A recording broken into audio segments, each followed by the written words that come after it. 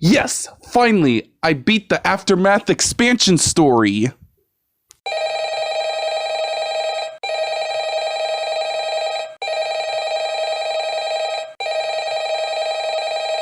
Hello? What's your favorite scary movie?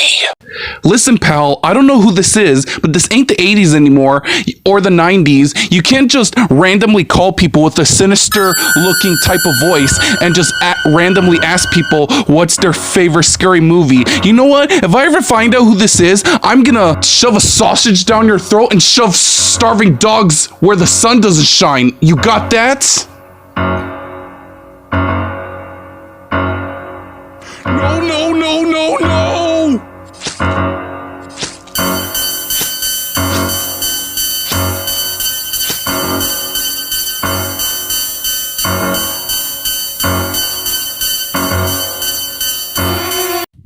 Hey guys, welcome back to another movie review. Now, I just recently watched Halloween Ends and I must say, I loved it. Like, I loved everything about it. Like, the climax, the cinematography, everything.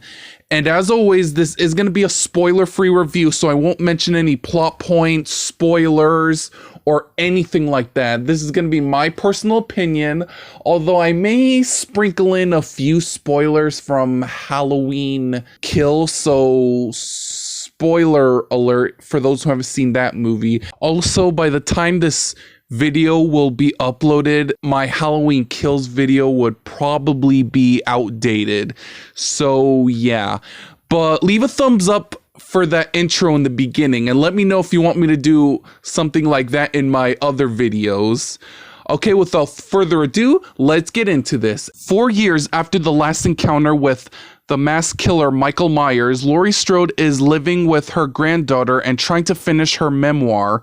Myers hasn't been seen since, and Laurie finally decides to liberate herself from rage and fear and embrace life. However, when a young man named Corey Cunningham stands accused of murdering a boy that he was babysitting, it ignites a cascade of violence and terror that forces Laurie to confront the evil she has in control. So what I heard ever since Halloween Kills was released was that Halloween Ends would take a time jump, so it won't take place the same night of Halloween Kills. It's just going to take a time jump, and the movie will deal with the pandemic and political reasoning. I don't know the pronunciation. Maybe y'all can let me know in the comments. And before the movie was released, there were some theories that, oh, that wasn't the real Michael Myers, it's just an imposter, and the Corey character is just an manifestation of the fans of what we've been going through ever since these movies were out. And I was like, okay, this seems pretty interesting.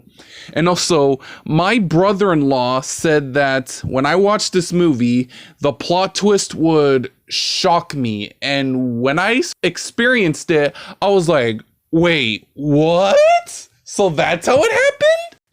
And also, Jamie Lee Curtis does an amazing job as Laurie Strode.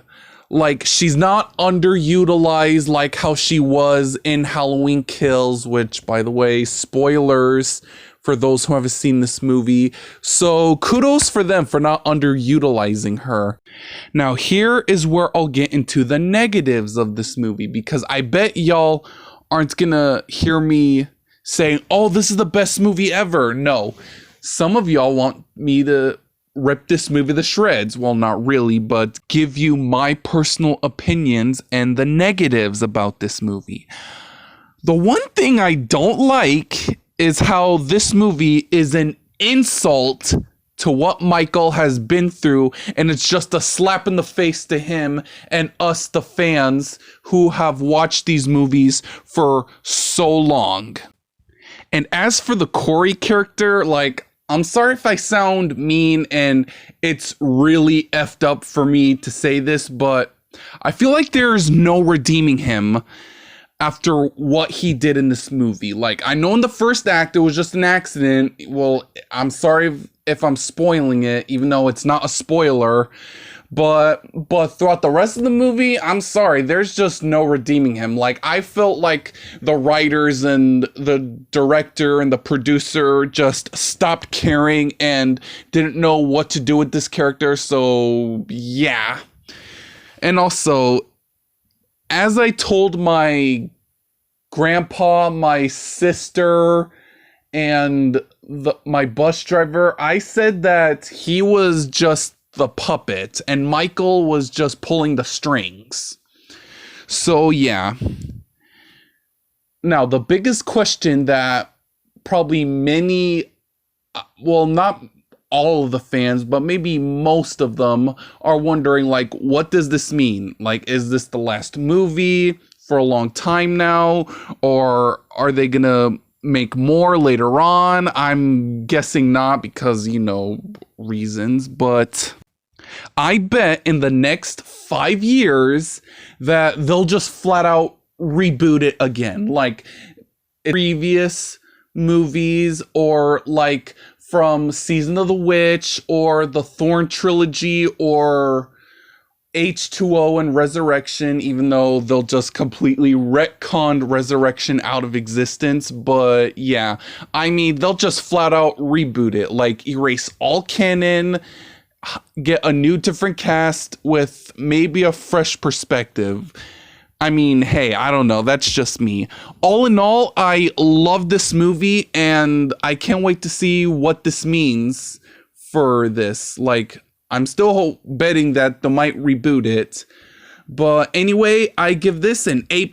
Well, that concludes this movie review, and as always, if you like what you see, don't forget to hit me with the like, thumbs up, subscribe to my channel, hit the bell for all notifications, and comment down below to tell me what you think. Did you like it? Did you hate it? Was so-so or eh? This is JJ Cinema, signing off.